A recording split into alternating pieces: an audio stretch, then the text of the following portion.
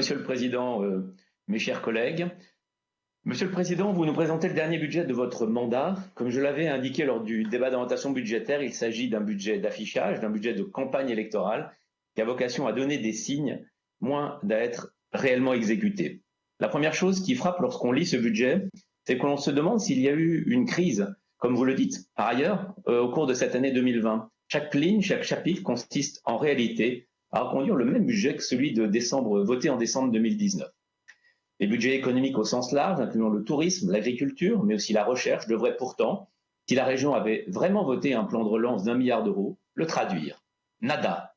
Les chiffres sont étals, ce qui valide le fait que votre soi-disant plan de relance consiste exclusivement, ou presque, à réorienter des sommes déjà prévues. Effet waouh dans l'annonce, mais effet nul dans les faits. Les crédits de l'action économique, mes chers collègues, sont exactement les mêmes que l'an dernier, 218 millions d'euros en investissement, 102 en fonctionnement. Les choses sont encore plus claires sur les budgets de la solidarité. Alors que nous vivons une crise sanitaire aux conséquences sociales dures avec une explosion de la pauvreté, vous inscrivez les mêmes sommes qu'en 2019 et en 2020, 4,7 millions d'euros. La même chose pour 2021. La crise, c'est aussi le désarroi de milliers d'étudiants privés de ressources, de lycéens frappés par le décrochage scolaire. Que faites-vous pour traiter ces difficultés? Rien. Les budgets pour 2021 sont exactement les mêmes que ceux de l'an dernier. Vous affirmez répondre à la crise, répondre aux inquiétudes, répondre aux besoins des Auvergnats et des Rhône-Alpins. Votre budget dénonce ce double langage. À ceux qui sont inquiets, entrés dans la précarité, vous dites « Désolé, je n'ai rien pour vous ». Il en va de même des structures culturelles qui luttent pour leur suivi. Pour eux, votre budget 2021 n'est pas à la promesse de jours meilleurs, car le chapitre activités culturelles et artistiques voit au contraire son budget baisser de près de 2 millions d'euros. Vous avez annoncé au printemps 30 millions d'euros pour soutenir les structures culturelles. Jamais ces sommes n'ont été inscrites au budget. Une annonce, une fois de plus, qui vous a permis de faire les gros titres dans les gazettes. Quant aux salariés, aux actifs, aux chômeurs plus nombreux encore du fait de la crise, vous ne leur apportez pas de soutien puisque vous projetez une nouvelle baisse des crédits de la formation professionnelle de 7 millions d'euros. Vos économies de fonctionnement, si elles vous permettent de claironner sur tous les toits que vous êtes un gestionnaire hors pair, et ont pour objet de servir votre communication politique, auront durablement affaibli les structures dont nous aurions besoin aujourd'hui pour faire face à la crise économique. Le Césaire a encore rappelé aujourd'hui le caractère artificiel de cette césure entre fonctionnement et investissement, alors que des dépenses de fonctionnement sont des dépenses d'intervention et d'investissement dans l'avenir, notamment en matière de formation. Mais plutôt que d'assumer vos choix, qui sont ceux d'une droite dure, vous fabulez, vous inventez des histoires. Au début du mandat, la fable était de réduire le train de vie de la région avec quelques images chocs de la vente de quelques Clio, alors que les véritables victimes de vos choix étaient les chômeurs, les structures culturelles, le monde associatif, les quartiers populaires et les lycées publics. Aujourd'hui, la fable consiste à nous raconter que vos économies de fonctionnement vous permettent de faire face à la crise sanitaire. Fadaise. Nous l'avions démontré lors de l'examen du budget supplémentaire de juillet. Par exemple, les masques de la première vague ont très largement été financés par l'Union européenne et l'État, qui ne vous a pas empêché de communiquer de façon outrancière pour dire que vous étiez le seul à agir, et encore il y a quelques minutes d'indiquer que c'était les économies réalisées qui les avaient financées. Avez-vous, comme vous le dites, réinvesti dans la crise les fameuses économies réalisées dans le mandat? Non. Comme je l'ai déjà indiqué, votre budget de crise vous a permis de réaliser de substantielles économies sur le fonctionnement des TER, 150 millions d'euros, tout simplement parce que le service n'a pas été rendu, ou sur les travaux des lycées, pour 20 millions d'euros. Ces économies ne sont pas réinjectées dans la gestion de crise, mais permettent seulement d'encaisser l'impact de ressources fiscales qui sont effectivement en diminution. Pour le reste, pas 1 euro de plus sur les interventions normales de la région.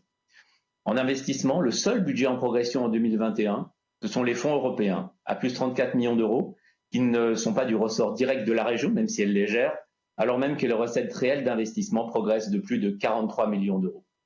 Vous voyez, Monsieur le Président, alors même que la crise que nous venons de vivre réclame des efforts supplémentaires de la puissance publique, les interventions de la région sont au total bien modestes et en complet décalage avec la réalité des besoins. Il y a l'urgence de la crise, mais il y a également le temps long qui doit permettre à notre région de préparer l'avenir. Or, nous ne pouvons que constater et rappeler les carences de votre action dans ce domaine. Votre dernier budget est aussi l'occasion de donner notre lecture de la réalité de votre bilan. Je vais commencer par un aspect dont je veux vous donner acte, le caractère plus direct des aides de la région aux collectivités territoriales sur les projets d'investissement. Les CDDRA étaient trop complexes, dont acte. Et si les Oralpins choisissent en juin, l'alternative de gauche que nous porterons, nous en tiendrons compte. Toutefois, ce sera le seul satisfecit. car vous avez transformé les contrats ambition région en une politique de guichet qui n'est assortie d'aucun critère ou presque, ni d'aucune priorité, portée par des conseillers régionaux majoritaires qui en ont souvent fait une sorte de réserve parlementaire pour servir des intérêts locaux. D'une manière générale, votre choix politique, Laurent Wauquiez, c'est de distribuer des chèques à un maximum de destinataires pour qu'ils en fassent ce qu'ils veulent. Tout le monde a eu le sien, les chasseurs, les pêcheurs, certains agriculteurs, les lycées privés, les remontées mécaniques, etc.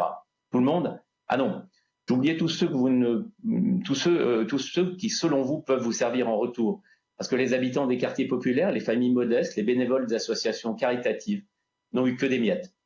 C'est votre conception de la politique, vous estimez ou vous espérez qu'elle soit payante.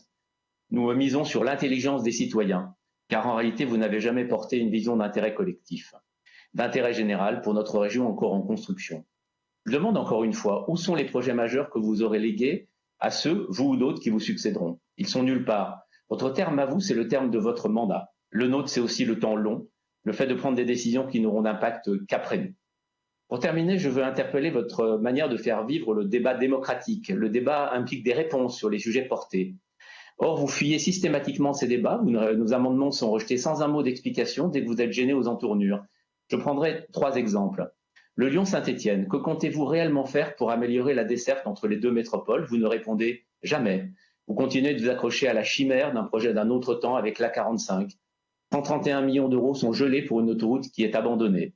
Nous avons, nous, fait 2 propositions, lancer les études opérationnelles d'un RER métropolitain entre Lyon et Saint-Étienne et financer une partie des aménagements de sécurité sur la 47 et notamment au niveau du pont de Givors. Quel est votre projet? Personne ne le sait parce que vous ne l'avez jamais dit. Alors répondez à la question que vous fuyez. Deuxième question, pourquoi refusez-vous notre proposition de tarification sociale dans les cantines de nos lycées avec des tarifs allant en 6 à 8 tranches de 50 centimes à 3,50 € par repas en fonction des revenus des parents? Vous dites toujours non, mais jamais pourquoi. Alors dites-nous pourquoi. Troisième sujet, pourquoi refusez-vous notre proposition d'intégrer les volets prévention dans les contrats régionaux de sécurité? Nous acceptons de financer les volets équipement de sécurité, y compris la vidéoprotection. Pourquoi refusez-vous de financer la lutte contre la toxicomanie, les violences domestiques envers femmes et enfants, l'aide aux victimes, la prévention spécialisée? Vous dites non, mais vous ne dites jamais pourquoi. Vous n'avez pas de réponse car vous êtes mal à l'aise. La démocratie, Monsieur le Président, c'est le débat. C'est une opposition qui propose et qui est prête à assumer l'alternance. Nous y sommes prêts. Nous faisons ces propositions et nous les porterons dans le débat public, soyez-en sûrs. Nous voterons contre ce budget. Je vous remercie de votre attention.